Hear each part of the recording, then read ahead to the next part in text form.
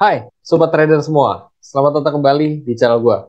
Ya, jadi ini gua akan melakukan latihan trading yang ke-20 ya. Kira-kira bakal terjadi apa di latihan trading gua yang ke-20 ini? Dan diharapkan teman-teman juga menonton sampai usai karena di sini gue juga ingin sharing bagaimana caranya kamu juga bisa menghasilkan apa namanya trading yang bagus ya. Gue nggak tahu ini bakal profit atau enggak ya. Yang penting ini perjalanan gue bisa sharing juga dan ilmu gue bisa bagikan. Percaya atau tidak, terus juga kamu mau nerima ilmu atau tidak, terserah kamu. Oke, buat teman-teman semua yang penasaran bagaimana langsungnya seperti apa, simak video ini tanpa di-skip.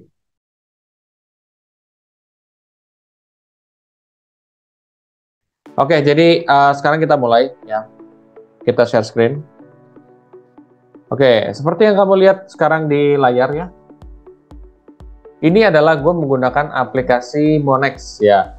Jadi teman-teman kalau yang memang serius untuk trading di aplikasi Monex juga bisa download lewat HP ataupun juga melalui dari laptop juga. Nah, dari laptop itu juga bisa dari website resmi mereka, terus mereka bikin kayak ada MetaTrader gitu. Oke ya, seperti yang kamu lihat sekarang, ini adalah CLS. CLS itu oil ya, atau minyak. Nah, pertama-tama ketika kamu melihat kurva kayak gini adalah melihat dari time frame besar ya. Time frame besarnya itu dari H4. Nah, apa yang terjadi di H4? Oke, kita akan lihat sama-sama.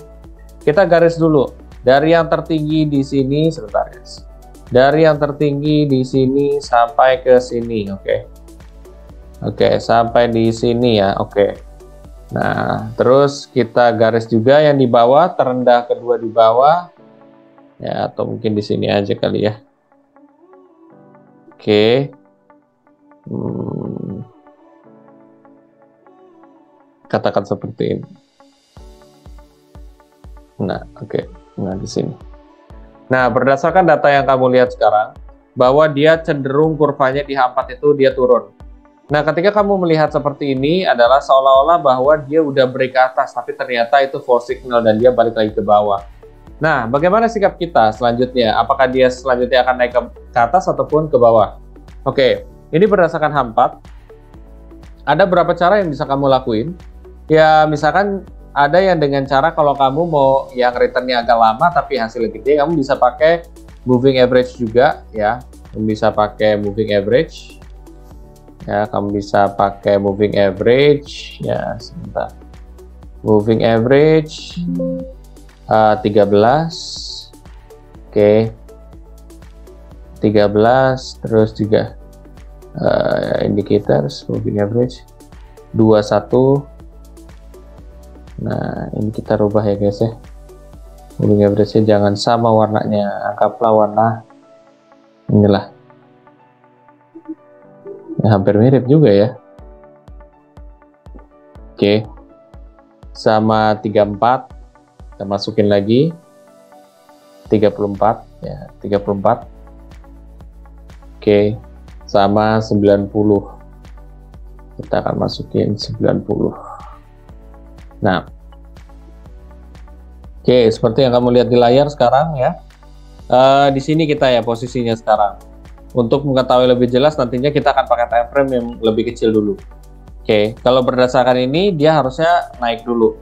We'll see. Itu dari H4. Kita lihat dari M30.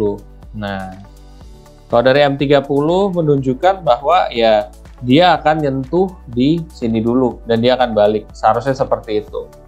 Ya, tapi kalau untuk yang seperti ini nih, gua jarang banget pakai MA 1321. Nah, kalau MA itu tuh bagusan kalau misalkan dia H4 ya. Itu bagusan H4, tapi menurut gua nggak tepat untuk pakai H4 untuk saat ini. Gua pakai M30 dan gua akan menggunakan Bollinger Bands di sini. Jadi nggak setiap saat kamu bisa menggunakan ini guys ya. Formatnya 22. Nah, kita agak bedain sedikit ya garisnya. Jangan hijau juga ya, jadi pusing ntar. Kita cari yang agak beda. Biru agak saru juga ya. Agak nyaru nggak sih? Oke. Brown. Mungkin brown tadi ya. Oke. Agak brown. Oke, kita zoom in. Nah, kita lihat di time frame ini, terus zoom in lagi, zoom in lagi, zoom in lagi. Mana sih? Oke, kita bisa lihat ya di sini menunjukkan bahwa dia sudah melebihi daripada kurvanya yang ada di sini. So, sooner or later dia bakal turun dulu ya guys ya. Dia akan turun dulu. Harusnya dari sini. Ya, dia akan turun. Tetapi ini coba kita rubah dulu. Kita ganti jadi candlestick bisa. Nah, oke. Nah, ini kan asik yang ngeliatnya ya. Harusnya ketika dia udah lebih kayak gini, dia akan turun dulu sampai tengah sini. Ya, ini tengahnya mana nih? Tengah dari Bollinger Band-nya nih. Bentar. Nah, ini tengahnya di sini. Oke, dia akan di sini. Oke, 7419 ya. Oke, berarti gua akan pasang posisi sekarang di CLS ya. Bukan pasang posisi CLS oil ya. CLS oil. Oke. Oil gua pasang di 7419. Oke. Gua akan pasang di 5 lot saja ya, coba. Oke. Gua akan pasang, udah. Ini gue akan coba buat TP dan SL-nya juga. Gue akan buat TP-nya dulu. TP-nya itu di 7419 ya. 7419. Oke. Untuk SL-nya gue akan buat di atas sini ya guys ya. Gue akan buat di atas sini. Nih. 7544 coba. 7544. Nah, oke. Atau mungkin lebih rendah lagi dari 7544. Berapa? Kita lihat. 7536. Oke. Oke ya, ini 1:1 ya teman-teman semua ya. Untuk TP dan SL-nya, oke, kita langsung masuk aja. Oke. Nah, ini yang di bawah ya. Gue melihat sih dia udah $700-an ya profitnya. Untuk di gold ini sendiri kamu bisa lihat ya di sini XAU. Ya udah cukup lah gue take profit aja. Oke, gue take profit di berapa nih? Kalau gold tadi gue ngambil di 836. Ya udah nggak apa-apa. Syukuri rezeki. Oke. Nah, kenapa gue pasang di sini? Kamu lihat ya, di sini ada garis Bollinger Band. Bollinger Band-nya ini untuk menentukan kalau dia sudah melebihi daripada garis ini, potentially dia akan turun ke bawah.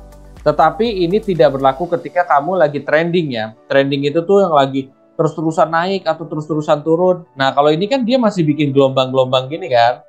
Nah, kalau udah kayak gini biasanya lebih efektif ketimbang kamu misalkan yang lagi trending. Nah, kalau trending itu biasanya pakai moving average. Ya, lebih bagusnya tuh kayak gitu. Nah, kalau misalkan Bollinger Band biasanya digunain orang untuk lawan tren, teman-teman semua. Gitu. Oke, nanti sampai jumpa di hasilnya dan juga penjelasannya. Mudah-mudahan bermanfaat. Oke, sampai jumpa nanti. Oke, tadi setelah sekian beberapa 15 menit atau 30 menit kemudian gue take profit ya di $100 ya. Memang angka ini adalah termasuk angka yang kecil ya, karena berhubung gue naruhnya sekitar 5 lot. Tetapi menurut gue ya, kenapa gue take profit yang tidak terlalu jauh? Karena gue melihat marketnya ini lagi naik turunnya sangat kencang. Dan pada saat gue menggunakan Bollinger Band ini tidak yang seharusnya ya. Jadi gue bukan tidak seharusnya sih, masih kayak ambigu gitu loh. Harusnya tuh nunggu yang lebih pasti lagi gitu. Tetapi ya udah, gue udah merasa ya udah nih take profit aja. Ya udah, benar pas gue take profit, ya apa yang terjadi setelahnya adalah minusnya bisa gede banget gitu. Kalau misalkan gue pertahanin itu minusnya gede banget. Walaupun ternyata beberapa jam kemudian ya itu hasil yang gue mau bisa kena ya. Tetapi balik lagi, kamu trading itu buat jangka berapa lama? Kalau kamu misalkan tradingnya itu buat jangka yang panjang, kayak misalkan gue seharian nih, gue cuman apa ya? Gue TP, SL, udah gue diemin. Ya, itu nggak apa-apa. Ya, lu biarin floating itu nggak masalah. Tetapi kalau misalkan lu mau yang dalam 1 jam, 2 jam, 30 menit, 15 menit, itu tuh harus lebih hati-hati gitu. Itu yang gue lakuin, jadi ya udah gue take profit. Toh $100 Pak, ya $100 tuh 1,4, 1,5 juta ya, itu gede ya. Jadi lo belajar untuk mensyukuri. Nah, pelajaran di sini adalah kalau misalkan kita trading, mungkin kalau gue pribadi, jangan lu menargetkan bahwa oh gue pokoknya target hari ini harus ngasihin $5.000 atau $1.000 gitu ya. Jangan, per hari jangan lu targetin kayak gitu. Ini menurut gue. Kenapa? Karena rezeki pada tiap hari itu beda-beda, ya. Jangan karena lu ngejar target itu dan lu melihat, wah kurvanya impossible nih, ya. Nggak mungkin untuk bisa profit, ya. Lu nggak yakin sama diri lu sendiri, ya jangan lu ambil, gitu. Ketika lu yakin, wah nih oke nih, masuk. Atau misalkan 70% lu yakin, oke masuk. Jadi, ini teorinya tuh seperti itu, bahwa kalau misalkan lu hesitate, ya jangan masuk, gitu. Nah, otomatis kalau misalkan menerapkan ini, terkadang kalau kurvanya lagi bagus ya, lu bisa dapat lebih daripada target lu, mungkin bisa $6.000. Tetapi kalau lagi jelek ya mungkin lu bisa dapat $1.000 doang, $2.000, ya nggak apa-apa, be grateful aja. Atau mungkin ini kan contohnya kalau lu pakai lot gede ya. Kalau lu lot kecil lah, lu cuma dapat $20, $30, alhamdulillah lah gitu. Ya udah gitu, jalanin aja terus. Nah, dengan cara prinsip kayak gitu, menurut gua akan meminimalisir resiko lo untuk loss. Nah, jadi kenapa gue bikin video ini series ya? Jadi kayak per satu-satu video. Karena ada edukasi di setiap perjalanan. Dan yang gua jual di sini atau yang gua kasih tahu adalah pengalaman itu, teman-teman. Ya. Teori itu udah banyak. Lo bisa lihat di beberapa YouTube channel lain. Tetapi pengalaman itu ya dalam menghadapi market yang lo harus pelajarin, Pak. Ya, dan gue di sini bersiap untuk sharing ya, dimana oh kalau begini baiknya begini, oh baik begini baiknya begini. Jadi lo dengan nonton aja, lo tuh udah bisa dapat pengalaman sharing gitu. Dan di situ udah memperkuat lo. Misalkan lo dapat dari channel lain nih soal teori-teori trading. Sisanya di sini lo belajar soal pengalamannya. Jadi ketika lu misalkan mulai dari akun demo dulu, ya lu udah nggak perlu harus kayak mulai dari awal banget dan sampai nggak tahu apa-apa. Lu udah tahu, jadi meminimalisir kemungkinan lu untuk kena stop loss ataupun loss itu. Mudah-mudahan edukasi hari ini memberi semangat kita juga untuk semakin mau untuk mulai trading, tetapi pakailah uang dingin. Oke. Buat teman-teman semua yang setelah ini termotivasi untuk mulai trading di aplikasi MEFX, kamu bisa pakai kode referral gua yang ada di kolom deskripsi di bawah ini. Dan apabila kamu merasa video ini sangat bermanfaat, kamu coba share aja ke sobat investor yang lain di sosial media mereka. Di sosial media kamu ya. Oke, Instagram, Facebook, Twitter, dan lain sebagainya. Sampai jumpa di video selanjutnya. Terima kasih.